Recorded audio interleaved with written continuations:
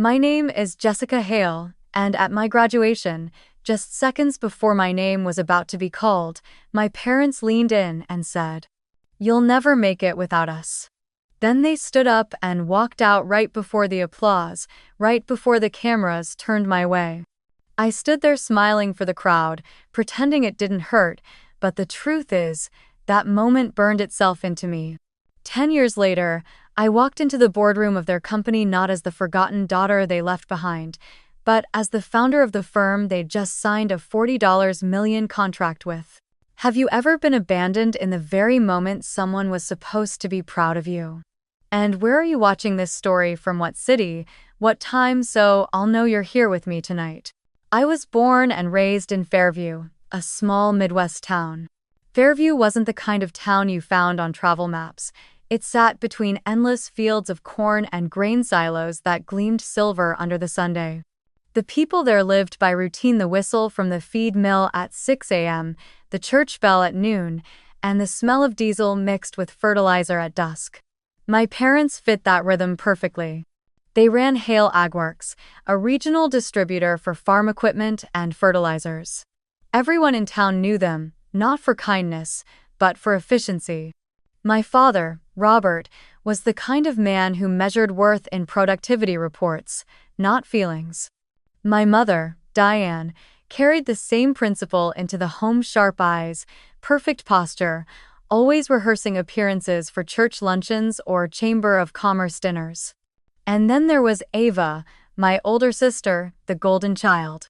Ava could do no wrong. She smiled at the right people, laughed at my father's tired jokes, and wore pearls to every school event. My parents saw in her the reflection of their success, a perfect heir to the Hale name. I was the extra seat at the table, the fifth chair no one planned for.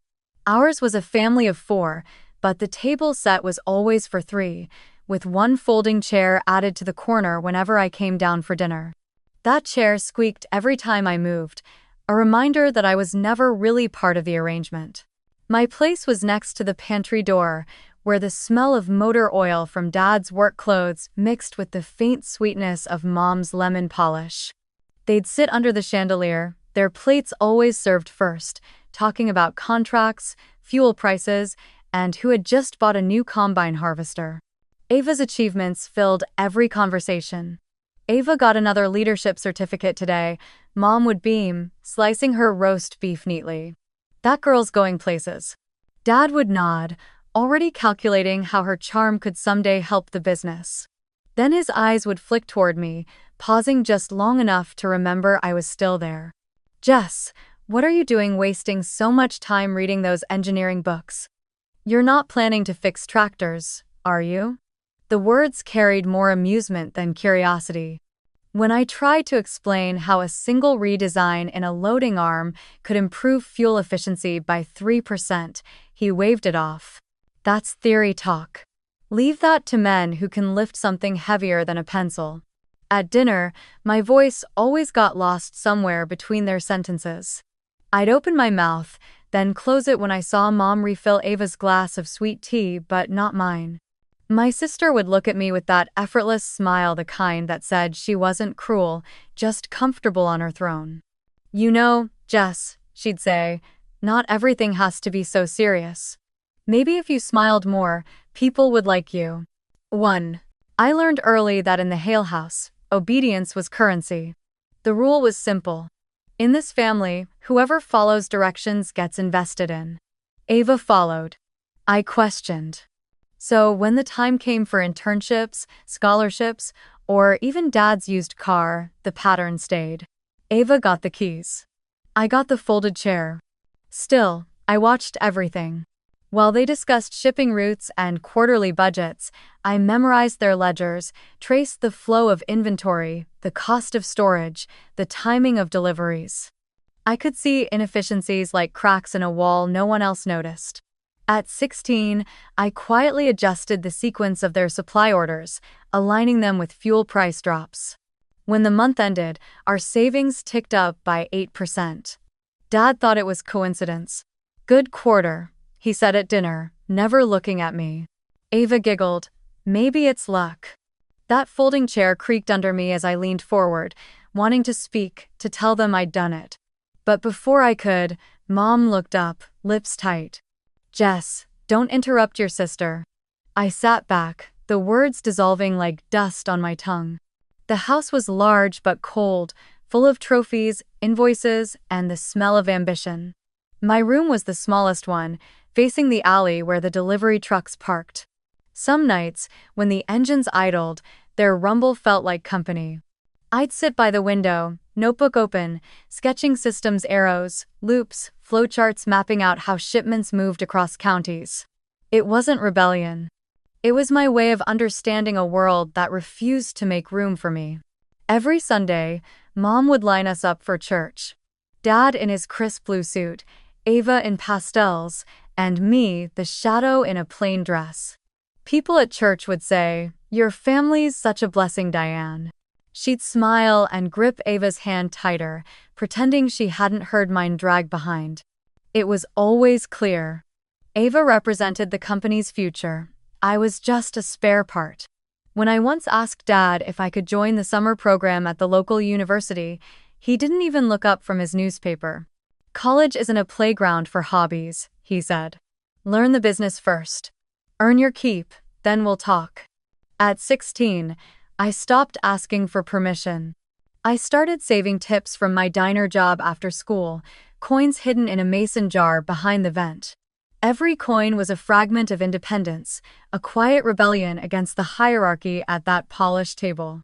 Still, there were nights when I wished for one kind word, one glance of recognition. Instead, I got silence. My mother's favorite saying echoed through the kitchen whenever I brought up grades or projects. "Don't overthink, Jess. Your book, smart, not life, smart. Stick to what's real." 1. What she didn't know was that real for me was numbers, systems, patterns, the logic of things that worked when people didn't.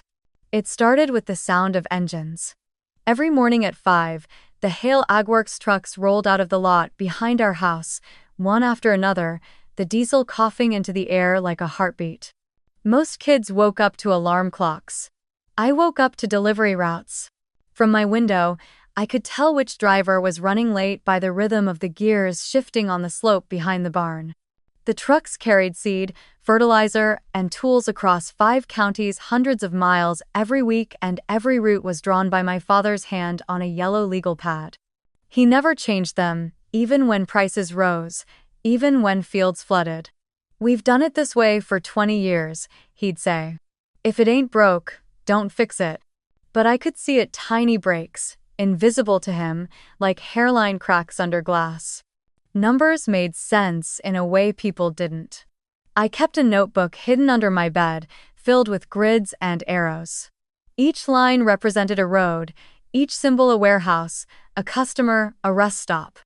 I drew fuel costs next to mile markers, sketched out which truck was closest to which client, how many hours each driver spent idling waiting for pickup. To anyone else, it was messy doodling. To me, it was a language. A pattern, a conversation that finally talked back. One night, while Dad and Ava watched the news about another fuel price surge, I traced his route schedule with a ruler. I realized the same truck was traveling 70 extra miles every Tuesday just because of an outdated drop order.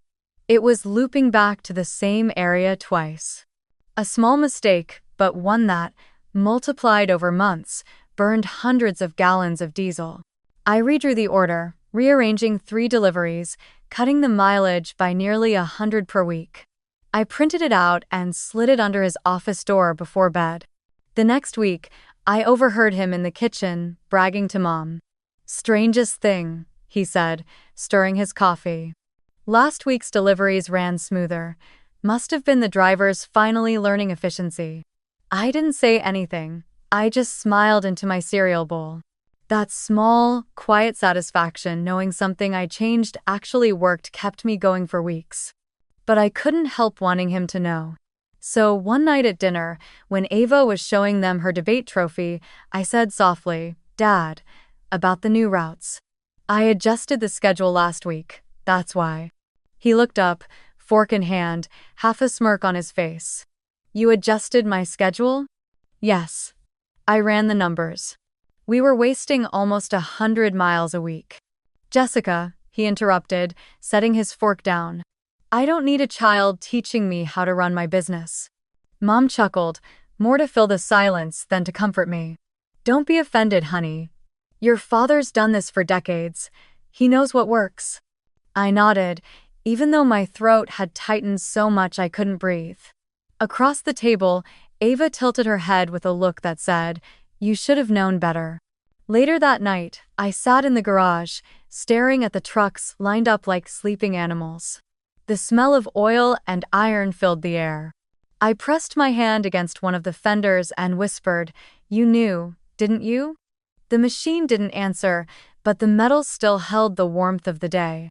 It was the only thing in that house that seemed to remember my touch. The next few months became my quiet experiment. I watched, listened, and took notes on everything: the timing of deliveries, the rate of equipment breakdowns, even the way weather patterns delayed certain shipments.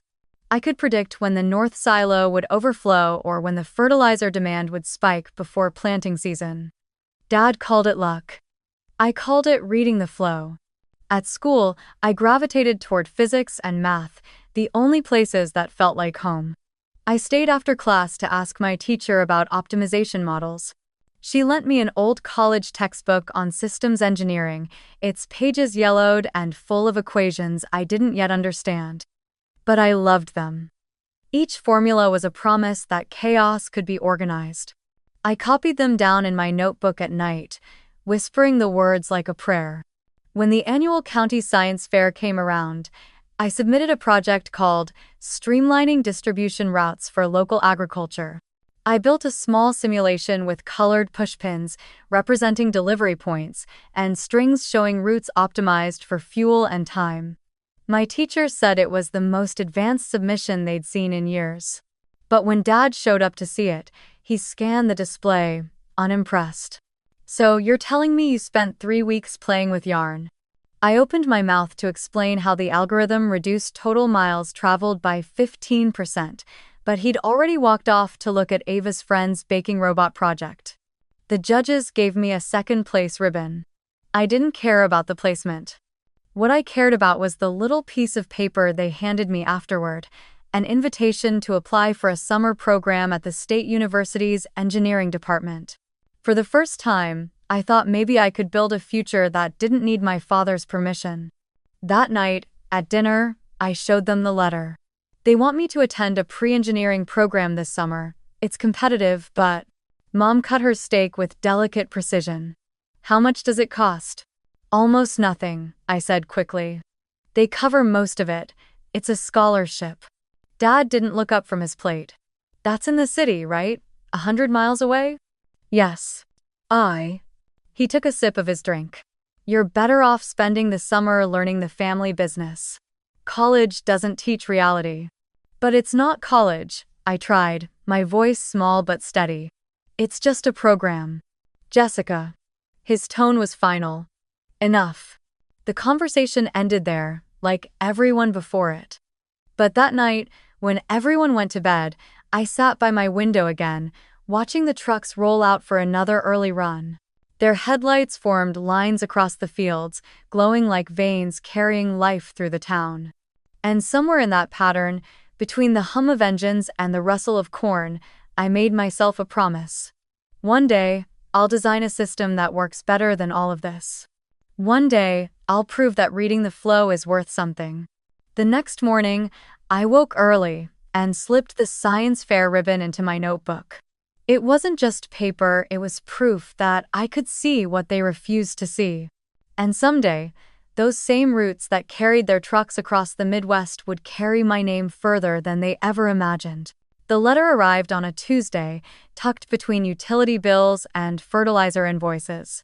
The envelope had the State University seal pressed in gold. I remember the tremor in my hands as I tore it open right there on the porch, with the hum of trucks warming up behind the house. "Congratulations. We're pleased to inform you that you've been accepted into the College of Engineering, majoring in Industrial and Systems Engineering. The words blurred and reformed as I read them again and again, like proof that the impossible had finally bent in my favor. I ran inside, still holding the letter, leaving a trail of dust and diesel smell on the kitchen tiles. Dad was at the table going over payroll sheets, glasses perched low on his nose. Mom was slicing peaches into a bowl, every movement sharp and efficient. I got in, I said, out of breath. The University Industrial and Systems Engineering. They offered me a partial scholarship. For a moment, neither of them spoke. Then Dad looked up slowly, his pen tapping the edge of the table. And how much is the other part? They said there's financial aid I can apply for, I explained quickly. And I can work part-time. He cut me off. Work part-time where? You think you can study and live on air? That city will eat you alive before you even start. Mom placed the knife down carefully. Honey, it's not that we don't believe you can study, but we have a company here, a real opportunity. You could start as a bookkeeping apprentice this summer, learn how things actually work. I know how things work, I said before I could stop myself. That's why I want to study this. Industrial systems, it's literally what we do. Oh. Dad leaned back, crossed his arms. Don't get clever with me, Jessica. You think a few equations are going to teach you business.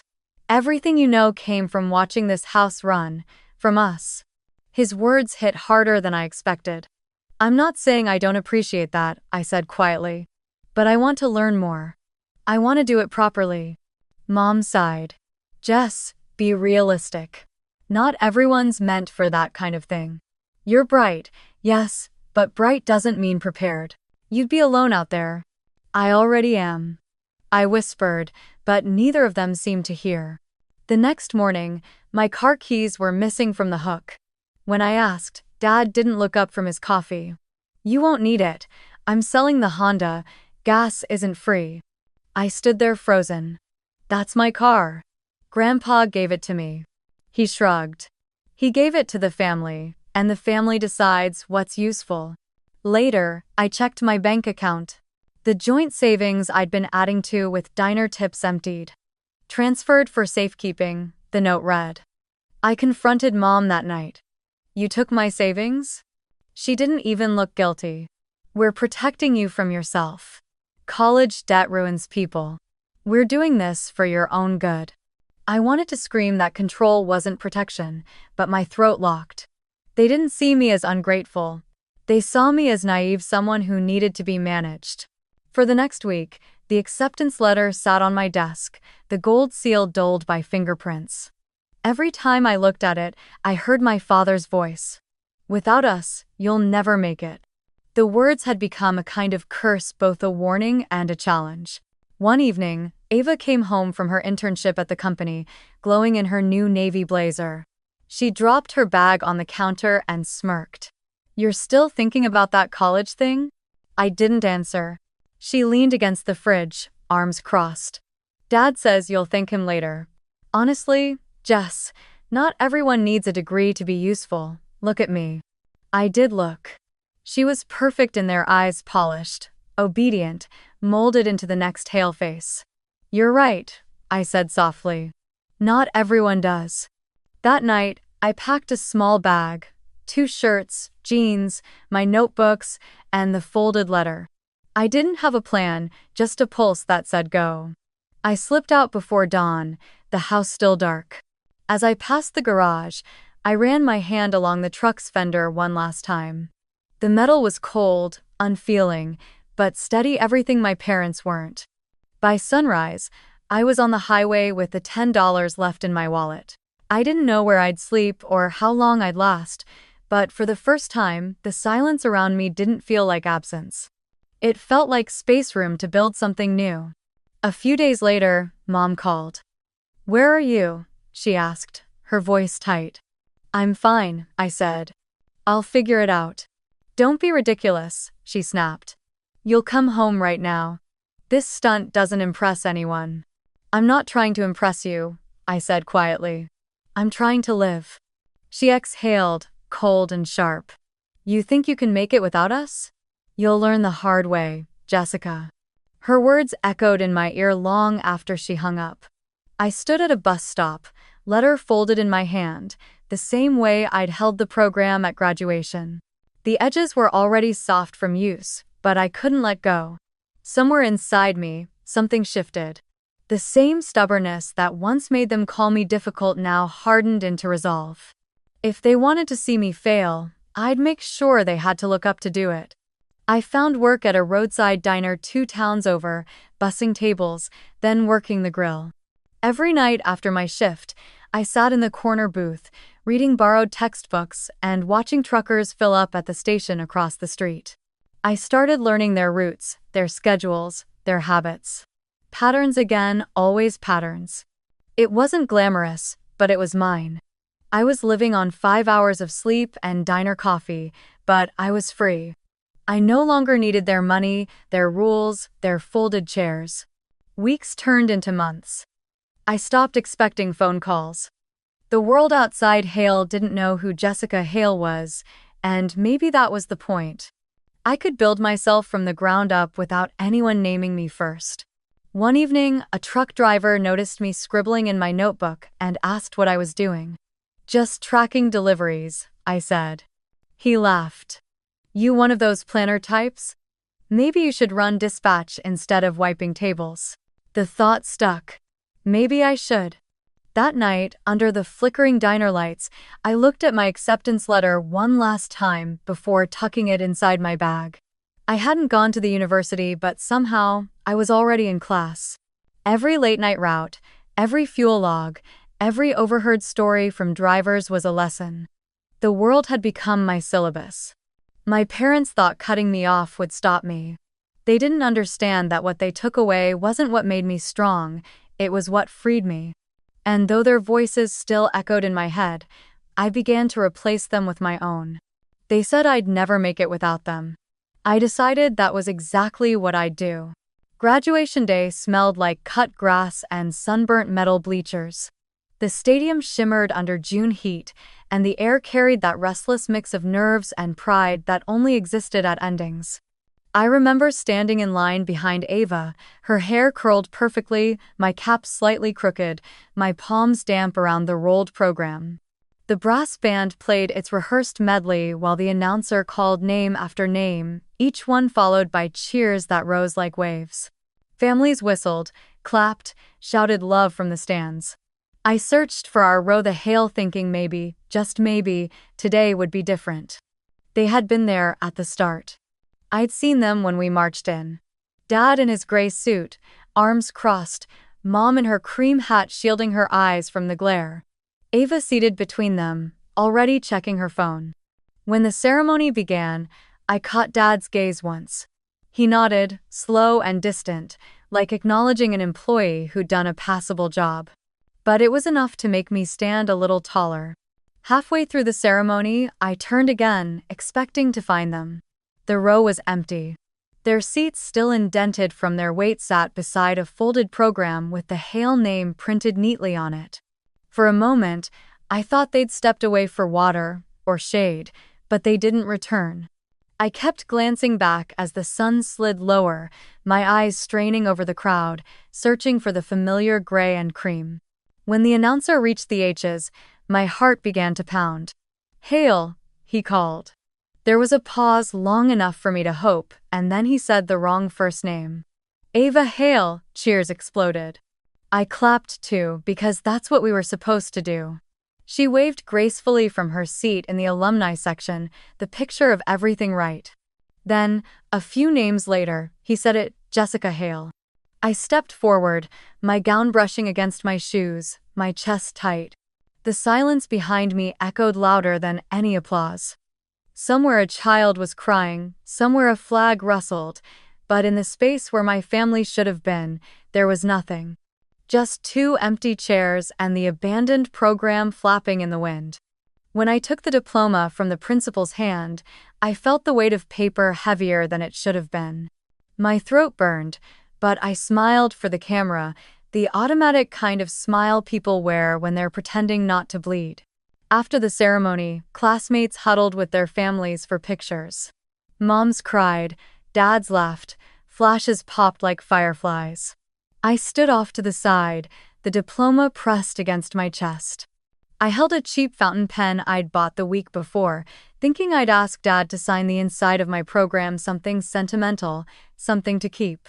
It was smooth, dark blue, the kind of pen that made even messy writing look elegant. I turned it in my hand, imagining what his signature would look like next to my name. Then, as if the universe wanted to underline the moment, the pen slipped through my fingers and hit the floor. The sound was sharp, final. When I bent to pick it up, the nib was cracked, ink leaking down the barrel like a vein.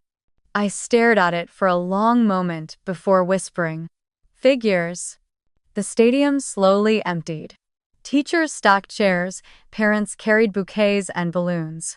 By the time I walked out the gate, the parking lot was almost bare. Our family SUV was gone. Only the faint smell of gasoline lingered in the warm air. I sat on the curb for a while, the broken pen in one hand and my diploma in the other. The edges of the paper cut faint lines into my fingers. The sky turned the color of old copper, and in that fading light, I understood something simple and devastating. They hadn't left because they were disappointed in me. They'd left because they'd already decided I didn't matter enough to stay. That night, I walked home alone. The streets were quiet, the sound of my shoes against the sidewalk steady, rhythmic, like punctuation. The house lights were off when I arrived. On the kitchen counter was a note in my mother's neat handwriting. "Dinner's in the fridge. We'll talk tomorrow." No congratulations, no mention of the ceremony, just instructions. I heated the leftovers in silence. The hum of the microwave filled the room like static. On the fridge, the family calendar still had Ava's internship dates circled in red. My name wasn't written anywhere. When I finished eating, I went to my room and opened the diploma again. The ink on my name shimmered faintly under the lamp. I slid the cracked pen beside it and watched a small pool of ink spread onto the paper. For a moment, I thought about cleaning it up, but then I stopped. The stain was honest. It was the truth made visible. That was the night I decided to leave. Not in anger, not even in rebellion, it was just acceptance. I realized I'd been waiting for permission my whole life to speak, to dream, to exist. And permission was never coming. Before I left my room, I tore a blank page from my notebook and wrote a single line. "I'm not leaving you. I'm just finally choosing me." I folded it and left it on the table beside the broken pen.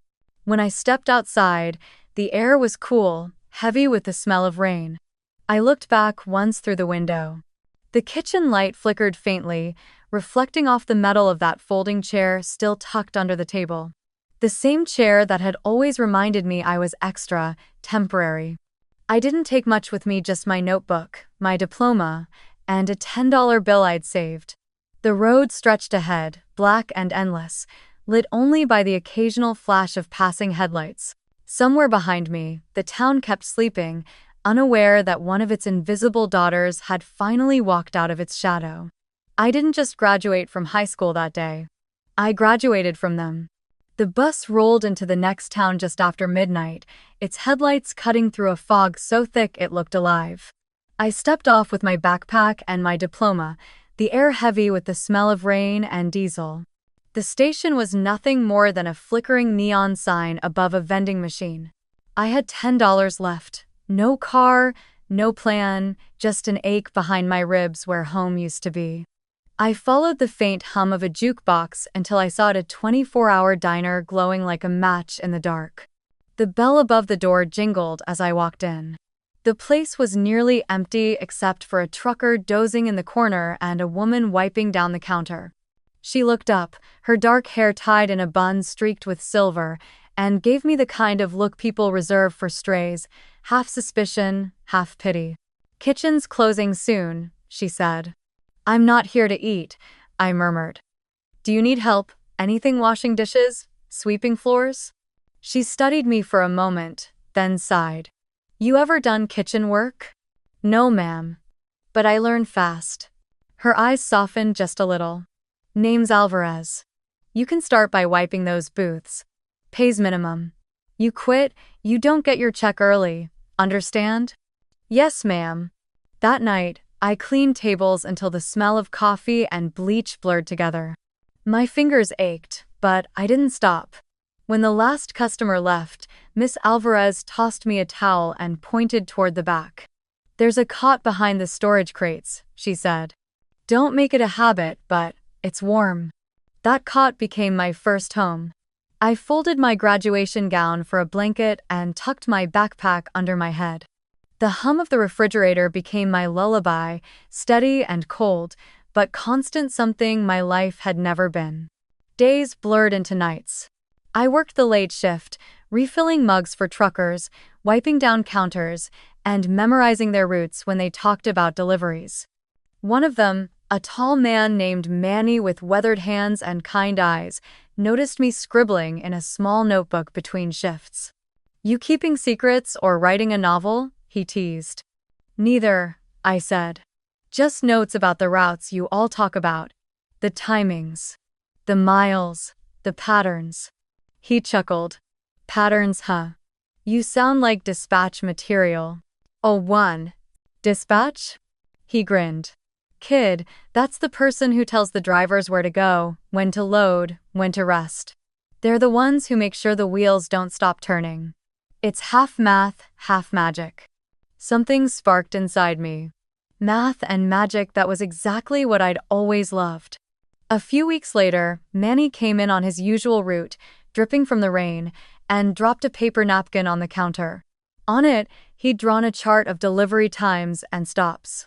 Here, he said. You want to learn? Figure out which one's the dumb route. I spent my whole break analyzing it, tracing loops with my finger, adding up distances. This one, I said finally, circling a route that wasted 40 miles between two stops. He whistled. You're good, kid. Maybe too good for this diner. Miss Alvarez overheard and rolled her eyes. Don't put ideas in her head, Manny. I need my tables clean. But later, when I was scrubbing pans in the back, she said quietly, he's right, you know.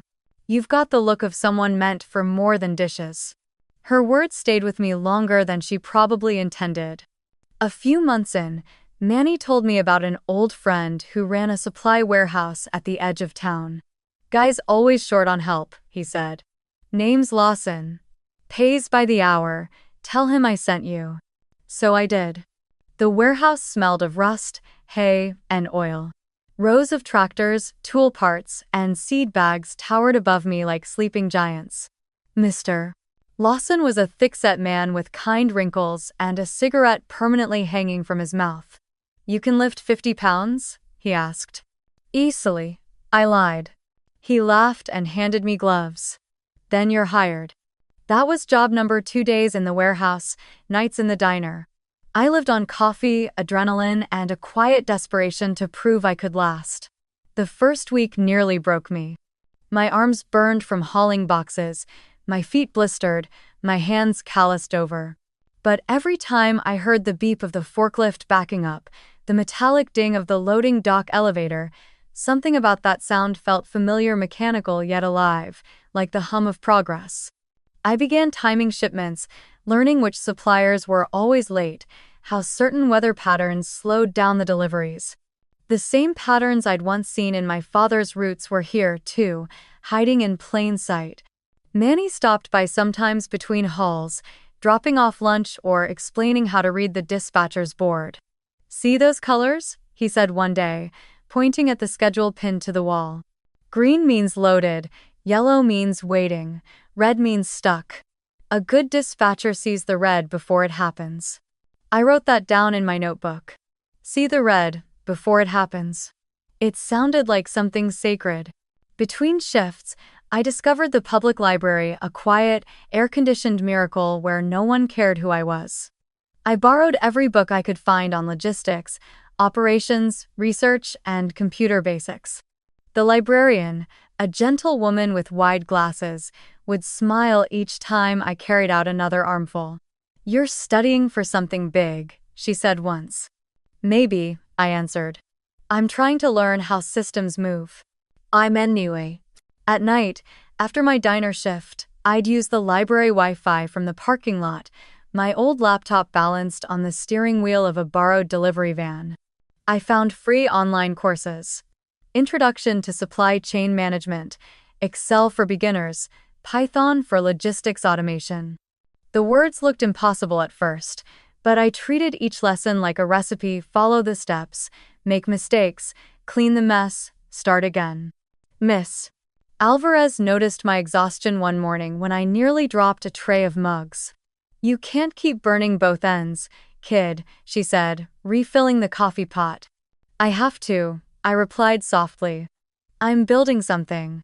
She didn't press further. Instead, she packed me a sandwich and said, "At least eat while you're changing the world."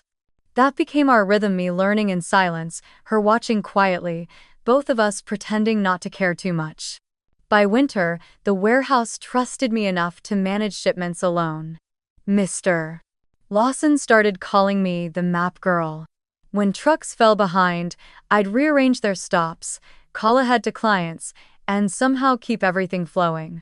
"You've got an engineer's brain," he said one evening, handing me a thermos of coffee. "Why the hell aren't you in college?" I smiled faintly.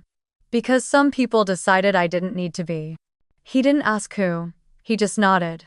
Their loss. 1. That night, as I watched the last truck disappear into the horizon, its taillights blinking like red stars, I thought about that phrase, their loss. Maybe it was. The months passed, and I started to feel something new: belonging. Not the fragile kind that depended on approval, but the quiet kind that grows from shared exhaustion and respect. Miss Alvarez, with her sarcasm and warm eyes. Manny, with his coffee-stained jokes.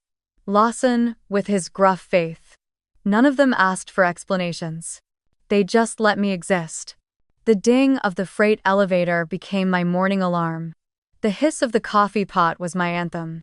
And the steady rhythm of truck doors slamming shut, that was music. It was the sound of life moving forward, one delivery, 1 mile, 1 breath at a time. I still had the cracked pen and the diploma in my backpack. Every once in a while, I'd unfold them, run my fingers over the ink, and remind myself why I was here. Survival wasn't a phase. It was an education. And though I didn't know it yet, the same girl sleeping behind the diner crates was quietly building the foundation of something far bigger. Because every spreadsheet I studied, every route I memorized, every late-night ding in that warehouse was teaching me how the world moved. And one day, I'd be the one designing how it moved. It started with a spreadsheet. Nothing fancy, just a few columns, some conditional formatting, and a dream. After months juggling shifts at the diner and warehouse, I'd memorized more delivery routes than most dispatchers ever did. I knew which roads flooded after heavy rain, which farm gates were locked after dusk, and which drivers liked to take the scenic route that always cost us extra fuel. Every wasted mile scratched at me like an unsolved equation. So one night, after closing the diner, I sat on the back booth with my secondhand laptop, a half-empty coffee, and a stubborn idea. What if I could make something that saw the patterns I saw, something that could plan routes better, faster, without guesswork? I opened Excel and began typing. Customer names, addresses, distances between stops. Then came time windows, fuel costs, and delivery weights. The cells filled up like a city of numbers, and before I knew it, I was building formulas, calculating shortest paths, looping in constraints, rearranging sequences to minimize total miles. It was crude, but it worked. For the first time, the map wasn't just in my head, it was on the screen. I showed it to Mr. Lawson the next morning. He was hunched over a shipment manifest, cigarette dangling from his lips, the usual storm of paperwork spread across the desk. "What's this?" he asked when I slid the laptop toward him. "Something I've been testing," I said. "It predicts which delivery order saves the most time and fuel." He raised an eyebrow. "And how do you know it's not junk?" I clicked the run button. The sheet flickered, then highlighted an optimized route. "Because yesterday, truck 4 drove 73 miles. If we follow the sequence today, It'll only be 59. He stared at me for a long second, then grinned. You're serious? Dead serious. He smirked, leaning back. Fine. If it works, you're buying the next round of coffee. It worked. By the end of the week, he was spending 18% less on fuel. Turnaround times improved, drivers were back earlier, and for the first time since I'd started, the warehouse didn't sound like chaos by noon. Lawson slapped the hood of a truck one morning and said, Jess, whatever that spreadsheet of yours is, it's black magic. You should patent it. I laughed. It's just math. He shook his head. Math that makes me money is magic. Word spread faster than I expected. A farmer who delivered grain to us asked if he could try that fancy calculator too. Then another and another. Within a month, 3 farms, 1 fertilizer distributor, and even a small tractor painting shop were paying me small monthly fees $10, $20, $50 to help plan their deliveries. I called it route consulting, but really it was just me, a laptop, and a growing obsession. I spent nights watching YouTube tutorials on Python, learning how to make Excel talk to code. Once I figured out how to automate distance calculations using open-source map APIs, the tool became more than a spreadsheet. It started feeling like the skeleton of something bigger. Still, I knew I was hitting a wall. I needed guidance, something beyond online tutorials. That's when I met Miss Patel. She was an adjunct professor who hosted free mentoring sessions for women in tech through an edX forum I'd stumbled upon. Her first message was short but kind. Your idea has potential, but Excel is training wheels. You need to think in systems. We started meeting virtually every Sunday night, her in Seattle, me in the back booth of Alvarez's diner with my laptop balanced between ketchup bottles. She made me rebuild everything from scratch this time using Python scripts, linear programming, and real optimization logic. It was brutal. For every solution I thought was perfect, she'd say, good. Now break it, find where it fails. Weeks turned into months. Between my 2 jobs, I barely slept. I coded on breaks, tested formulas during deliveries, and fixed bugs on napkins while wiping tables. But the tool kept improving. It could now handle multiple trucks, balance weight loads, and even predict bottlenecks. I named it GridPath.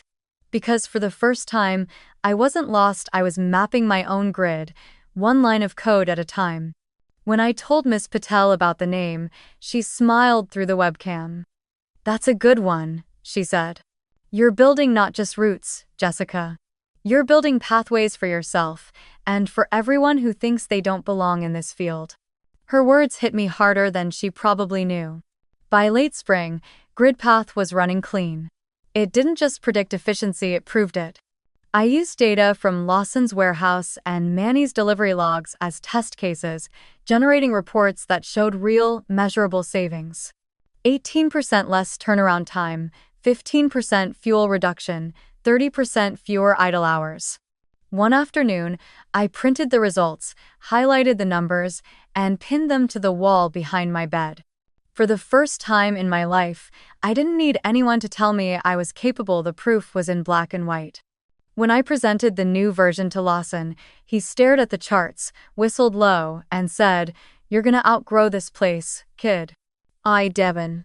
I'm just getting started, I said, grinning. He wasn't wrong. Soon, the small businesses around town started talking.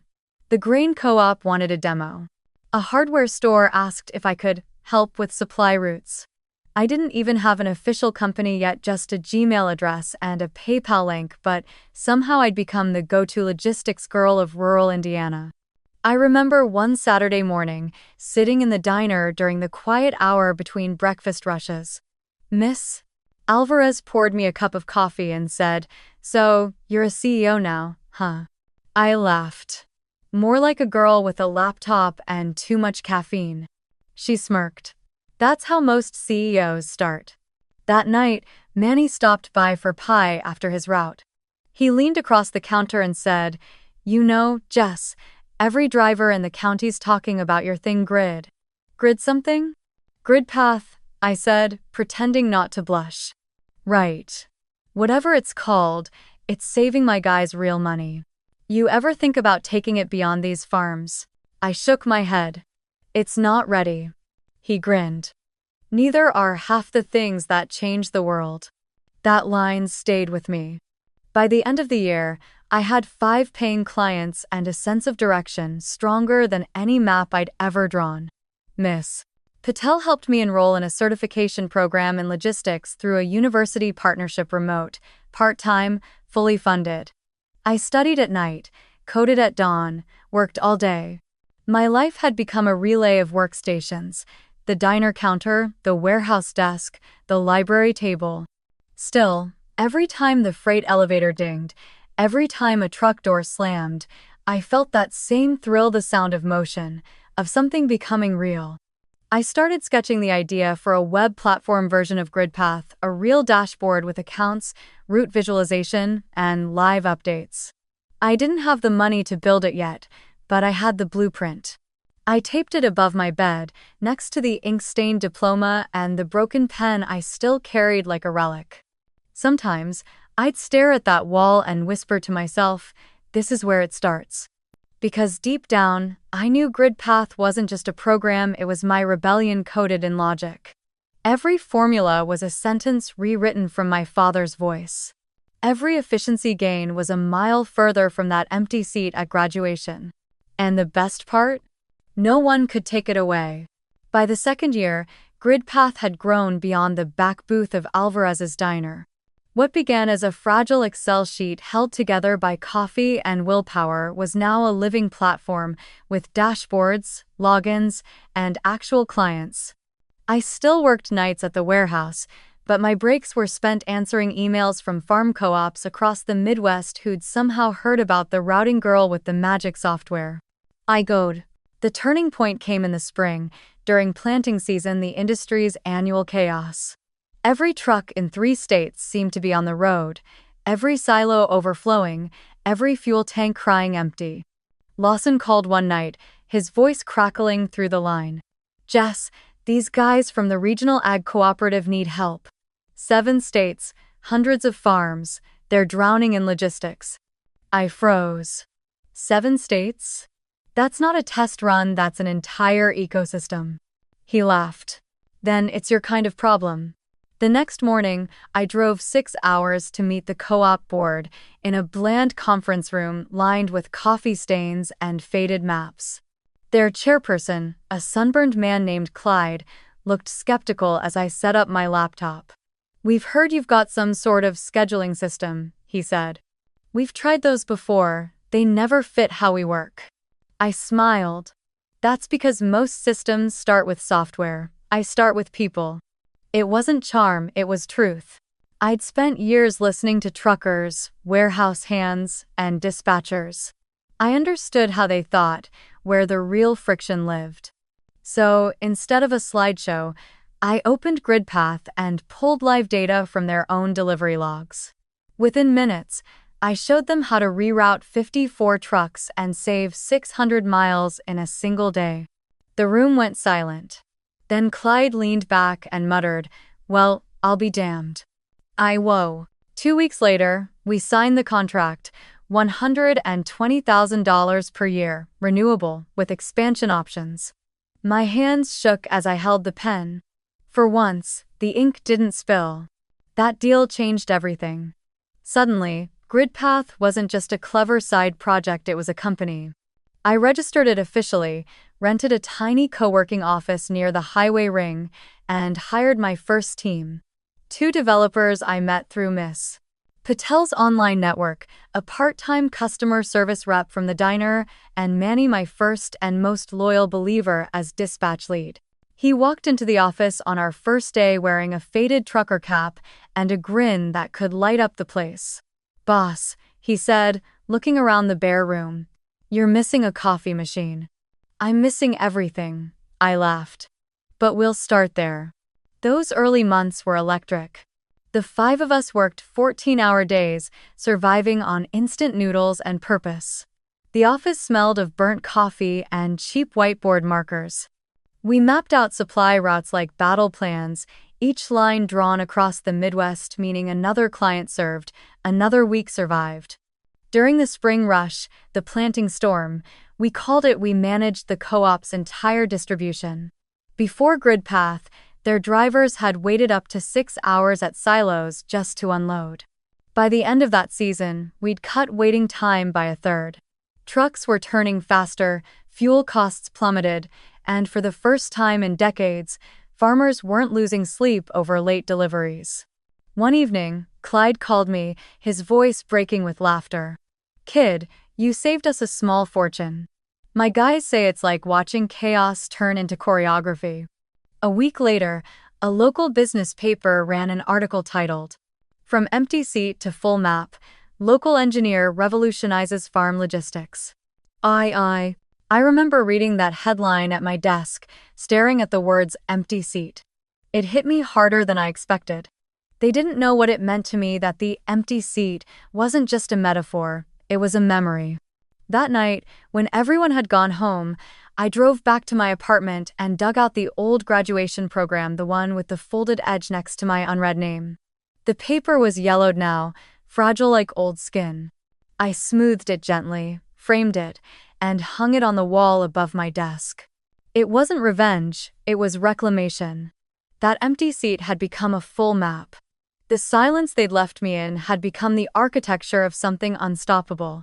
Manny walked in the next morning and pointed to the frame. "That your graduation thing?" "Yeah," I said softly. "They left before they called my name." He frowned. "Their loss." "Yeah," I said, smiling faintly. It was. The more clients we took on, the faster the company grew. Small-town warehouses became statewide networks. Co-ops became corporate suppliers. What once took me nights of manual planning was now handled by GridPath's algorithm in seconds. Still, I refused to forget where we came from. Every new hire had to spend their first week shadowing a truck driver, eating at diners, talking to real workers, the people who made the system breathe. "You can't fix a supply chain you've never touched," I told them. Miss Alvarez came by one afternoon to see the office. She looked around at the whiteboards covered in route diagrams and said, "You always liked cleaning messes, huh?" I laughed. "Still do." She smiled and placed a small cross pendant on my desk. "For good luck," she said. "Though I doubt you need it anymore." But part of me did need it. Because as the success stories piled up, so did the pressure. I was now running a business that reached across 7 states. Every mistake cost real money. Every decision echoed back through hundreds of drivers and farmers who depended on me. Sometimes, late at night, I'd sit in that office alone, the faint hum of servers filling the silence, and stare at the framed graduation program. The crease through my name looked like a scar, ugly, permanent, but proof that I'd survived. One Friday evening, after we wrapped another rollout, Manny clinked his coffee mug against mine. "You realize what you did, right?" he said. "You built something no one believed you could. From scratch, out of thin air." I looked at the map glowing on the screen, lines connecting states like arteries feeding a living system. "No," I said. "I built it out of silence." He didn't get it fully, but he smiled anyway. The truth was, GridPath wasn't just software. It was every unanswered question, every ignored idea, every time someone said, "Stay in your lane." I'd taken all of it and turned it into an empire of motion. I still didn't have a car of my own, but I had a fleet moving under my command. And deep down, though I didn't yet know how soon, the road I'd built was already leading back to the people who'd once told me I'd never make it. The first time I saw my name in a national trade journal, it didn't even feel real. The headline read, "GridPath optimizes the Midwest's agricultural supply chain." The article called me Jessica Gray, founder and CEO, and detailed how our routing algorithms had slashed costs and emissions across 7 states. Seeing Gray, instead of Hale, was more than a name change, it was a rebirth. My old name carried ceilings, expectations, and the echo of slammed doors.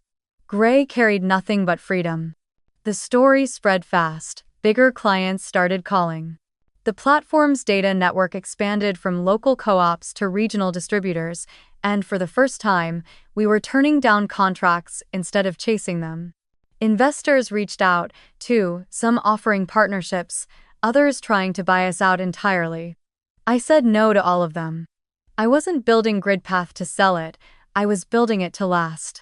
Then one afternoon, an email came through from an unfamiliar domain, hailegg.com. For a moment, I thought it was spam. But the subject line stopped me cold. Request for logistics consultation, urgent. My heart kicked once, hard. Hail AgWorks. My parents' company. The one I'd left behind a decade ago. I clicked it open, my pulse thrumming in my ears. The message was professional, almost sterile. Dear Miss Gray, we are seeking immediate consultation regarding route optimization and inventory management. Our current logistics network has encountered critical inefficiencies, resulting in significant product loss and client attrition. We were referred to your firm through the Midwest Co-op Association. If possible, we would appreciate a discreet preliminary demo at your earliest convenience. They had no idea. Hail AgWorks, once the family empire that had dismissed my ideas, mocked my ambitions, and told me I'd never make it without them, was now unknowingly reaching out to me for help. I stared at the screen for a long time.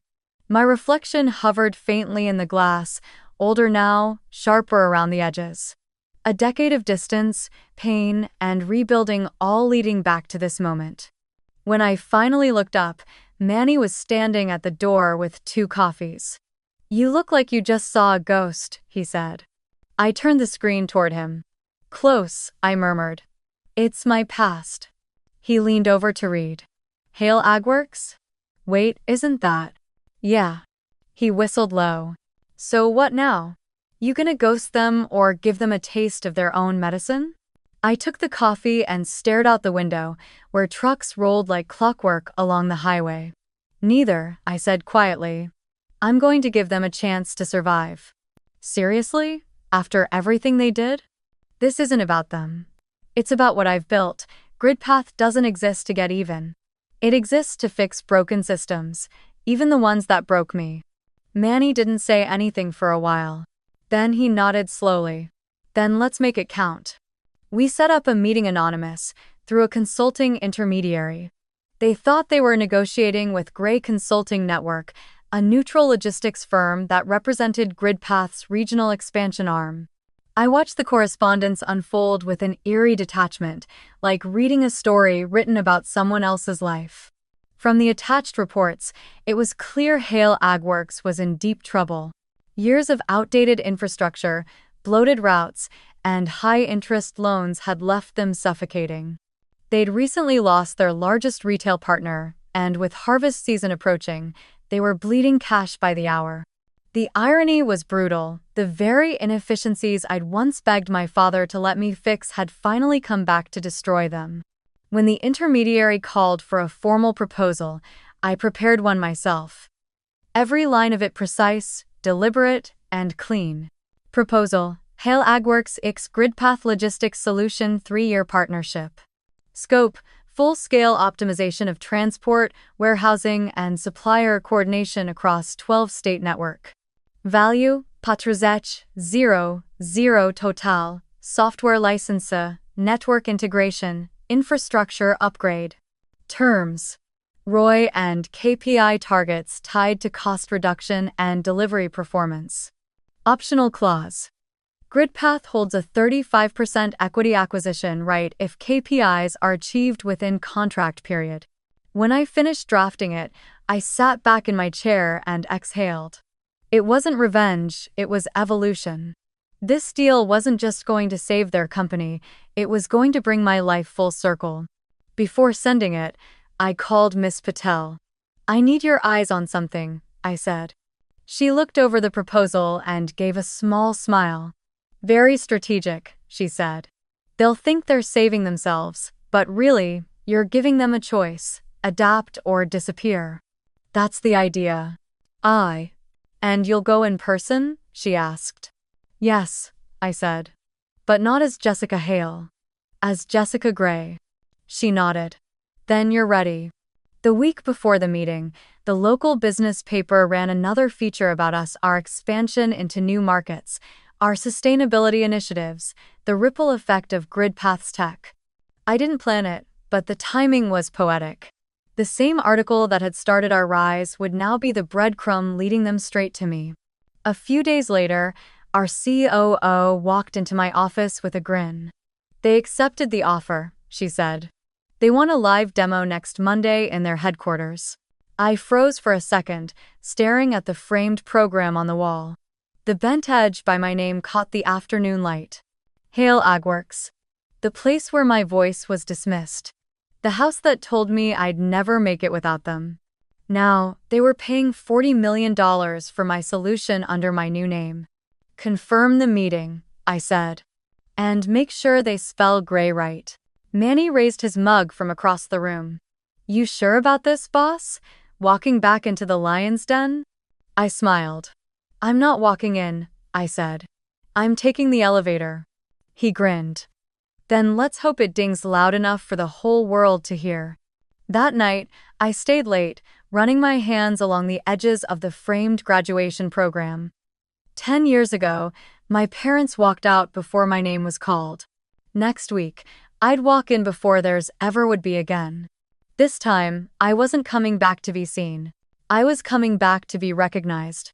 The elevator doors slid open with a soft ding. For a second, I just stood there, staring at my own reflection in the polished steel. 10 years ago, that same sound had meant freight lifts and warehouse shifts, the echo of labor and survival. Today, it carried me to the top floor of Hale Agworks, the company that once refused to call my name. The air changed as soon as I stepped out. The hallway smelled faintly of pine polish and stale authority. Frosted glass walls bore the Hale crest in silver. Rooted in family, built to last. I almost laughed at the irony. My heels clicked against the marble as I walked toward the boardroom. Beside me, my COO, Lena, carried the presentation case, and our legal counsel followed with the contract folder. I didn't need to check my reflection to know what they'd see: tailored slate suit, hair pulled back, posture steady. Not the daughter they once ignored. Not the girl who swept floors and coded in diners. At the end of the corridor, a receptionist opened the heavy oak door. Miss Gray, she said softly. They're ready for you. The room was exactly as I remembered: long table, 12 leather chairs, and the head seat slightly elevated like a throne. My father used to sit there, giving orders as if they were commandments. Now, sunlight poured through the glass behind him, throwing his outline into sharp contrast. My mother sat to his right, perfectly composed, though her eyes darted nervously when she saw the team enter. And Ava, immaculate as ever, sat with her tablet open, pretending to review figures she didn't understand. They didn't recognize me. Not at first. I placed my folder on the table, letting the GridPath logo face them. 3 intersecting lines forming a network. My nameplate read Jessica Gray, founder and CEO. Good morning, I began. My voice was calm, measured, the same tone I'd learned to use in boardrooms that actually listened. Thank you for meeting with us. I understand your company's facing significant operational challenges. Our system is here to provide sustainable solutions. My father cleared his throat. Miss Gray, we appreciate your time, he said, formal and clipped. We've reviewed your proposal. It's ambitious. It's effective, I corrected gently. He shifted, perhaps not used to being interrupted. Well, we'll be the judge of that. Lena began the presentation.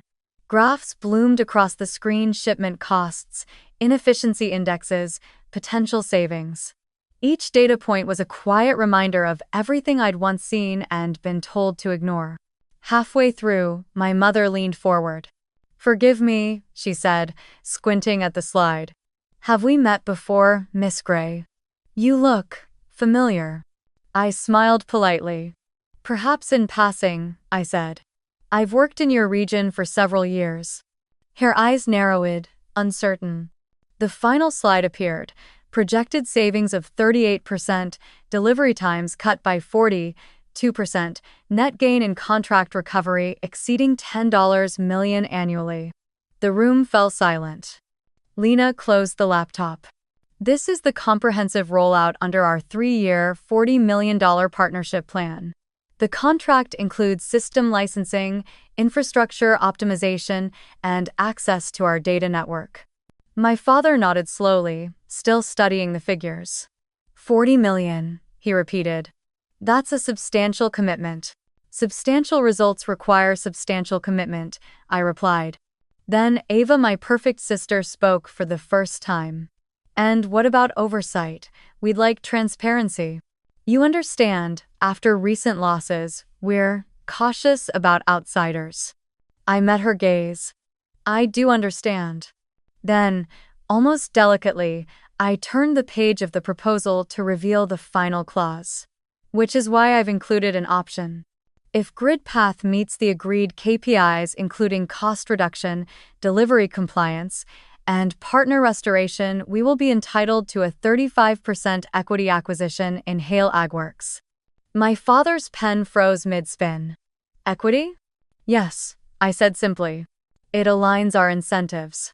If you thrive, we thrive. If not, you lose nothing but inefficiency. He looked up sharply.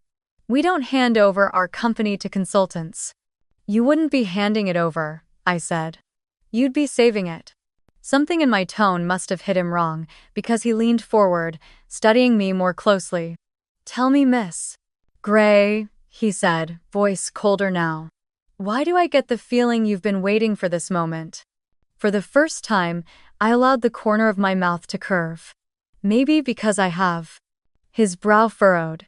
Ava tilted her head, eyes widening slightly. Wait, she began. I reached into my briefcase and pulled out a pen, sleek, silver, engraved with GridPath Technologies. I placed it gently on the table.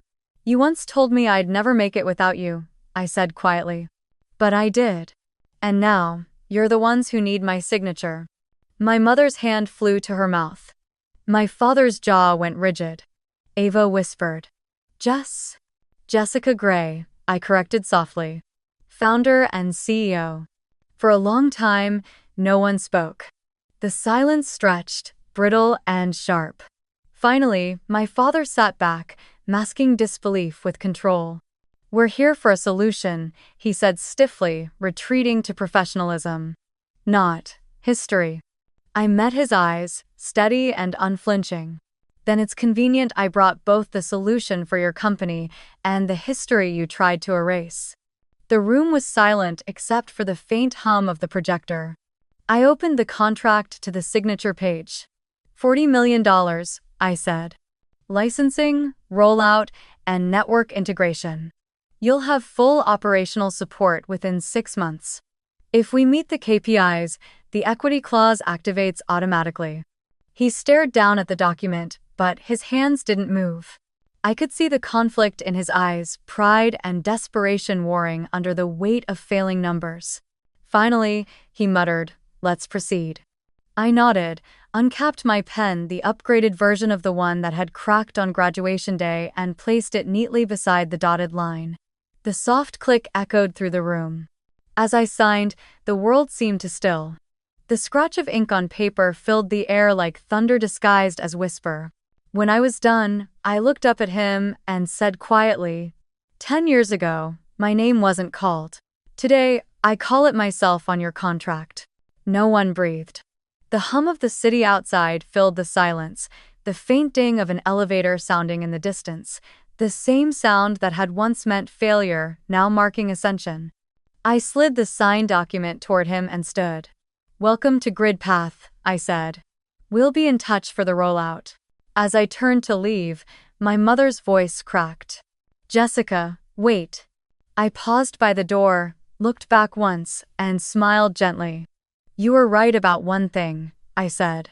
Without you, I wouldn't have made it here. Then I walked out, the echo of my heels mixing with the steady ding of the elevator, the sound of closure, of history rewritten in ink. 6 months later, the numbers spoke louder than pride ever could. Hale AgWorks had not only recovered, it was thriving. Delivery times were down by 44%, overhead costs had dropped by nearly half, and their retail contracts once circling the drain were now reinstated. The board called it a miracle. I called it mathematics, teamwork, and accountability, things they'd once refused to see in me. GridPath had hit every KPI in the contract, which meant our clause triggered automatically. The company accountants confirmed it. GridPath was now entitled to acquire 35% equity in Hale AgWorks. A third of the family empire earned not through inheritance, but through results. I didn't celebrate.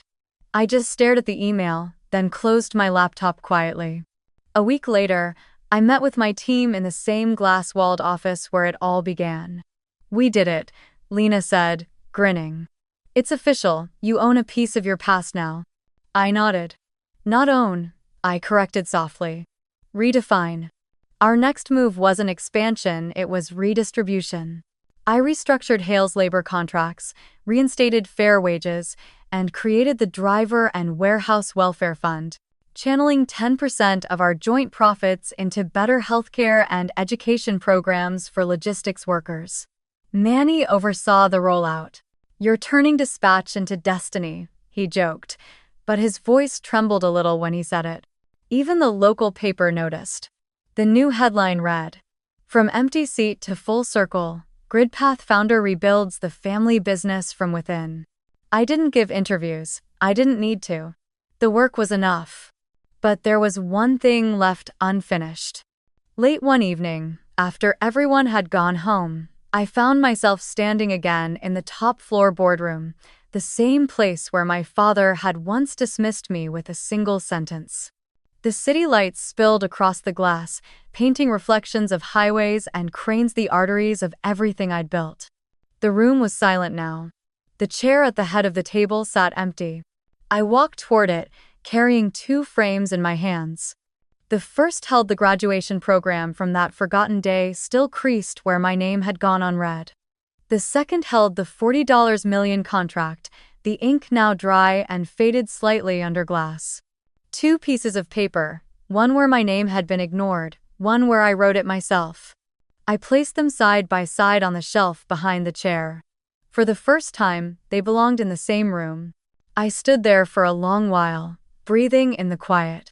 Then, almost as if summoned by that silence, I heard the door open behind me. "Jessica?" It was my mother. Her voice was softer than I remembered, smaller, almost hesitant. She stepped inside, hands clasped together. Time had drawn new lines across her face, but her eyes still carried the same careful caution, the kind people wear when they're not sure they're welcome. "I didn't think you'd still be here," she said. "Just finishing up," I replied. She looked around the room, the monitors, the charts, the hum of the servers beneath the floor.